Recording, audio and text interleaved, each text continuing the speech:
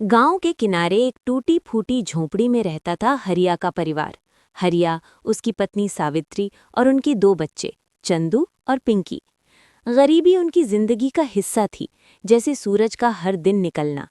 हरिया दिहाड़ी मजदूर था, कभी ईंट भट्ठे पर काम करता तो कभी खेतों में, लेकिन काम हमेशा नहीं मिलता था।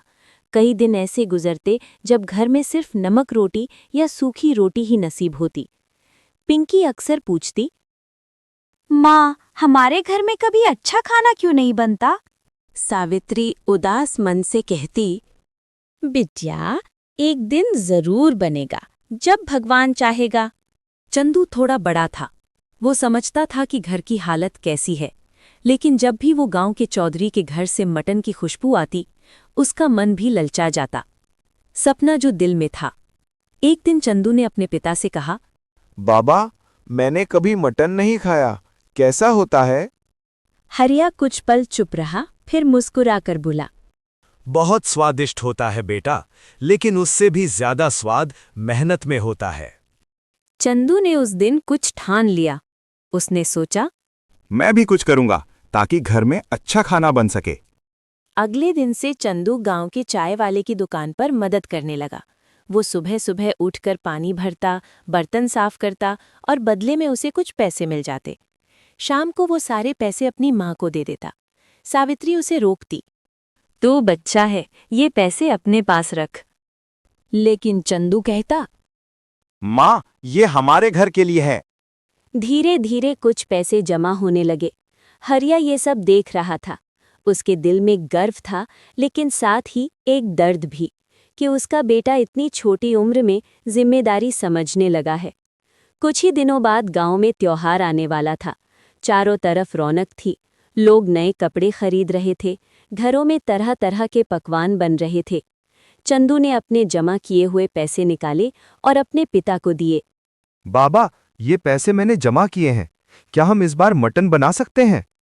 हरिया की आंखें भर आईं। उसने पैसे हाथ में लिए और बोला, हाँ बेटा, इस बार जरूर बनाएंगे। अगले दिन हरिया और चंदू बाजार गए।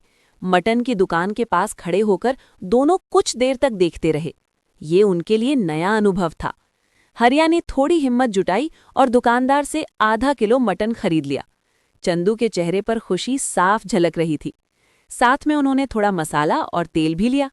घर लौटते समय दोनों के कदम हल्के लग रहे थे, जैसे कोई बड़ी जीत हासिल कर ली हो।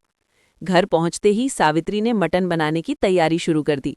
उसने पहली बार इतने ध्यान से खाना बनाया, हर मसाले को सही मात्रा में डाला, हर चीज को प्यार से पकाया। धीरे धीरे मटन की खुशबू पूरे घर में फैल गई। पिंकी बार बार रसोई में झांकती और पूछती, माँ, बन गया क्या? सावित्री हंसते हुए कहती है, बस थोड़ी देर और। जब खाना तैयार हुआ तो सावित्री ने एक छोटी सी थाली में रोटी और मटन परोसा। सभी एक साथ बैठ गए। चंदू ने पहला कौर लिया। उसकी आंखें चमक उठी। उसने कहा, माँ, ये तो बहुत स्वादिष्ट है। पिंकी भी खुशी से खाने लगी। हरिया और सावित्री एक दूसरे को देख रहे थे। उनके चेहरे पर संतोष और गर्व था। हरिया ने कहा, आज ये मटन सिर्फ खाना नहीं है, ये हमारे बेटे की मेहनत का फल है। उस दिन उस छोटे से घर में जो खुशी थी, वो किसी बड़े महल में भी नहीं मिल सकती थी। वो मटन की थाली छोटी थी, लेकिन उसमें भरी खुशियां बहुत बड़ी थीं। चंदू ने सीखा कि मेहनत करने से सपने पूरे होते हैं। पिंकी ने समझा कि छोटी छोटी चीजों में भी बड़ी खुशी मिल सकती है। उस दिन के बाद चंदू और भी मेहनत करने लगा। हरिया को भी अब नई ताकत मिल गई थी। उसने ठान लिया कि वो अपने बच्चों को कभी हारने नहीं देगा। सावित्री हर दिन भगवान से यही प्रार्थना करती कि उनके घर की ये मुस्कान कभी ना जाए। रात को जब सब सोए तो उनके दिल भरे हुए थे, खुशी से, उम्मीद से और प्यार से।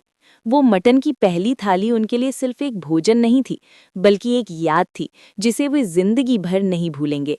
सीख: खुशी बड़े साधनों में नहीं, बल्कि छोटे छोटे प्रयासों और परिवार के साथ बिताए पलों में छिपी होती है।